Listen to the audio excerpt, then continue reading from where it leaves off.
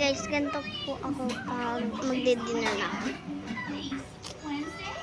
Guys, kasi siya parang nag-ano po siya parang nagmamassage. Lamig! Kasi guys ngayon, ang init sa Pinas. I'll cut off Wednesday's hair and use it as a paintbrush.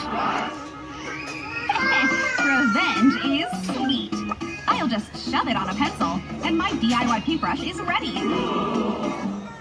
Where did she get a paintbrush? Hold on, my hair! What the? Your Barbie doll is mine. I'm done. Where's my Barbie? Head off. How does it feel now to see your Barbie used as a paintbrush? Next.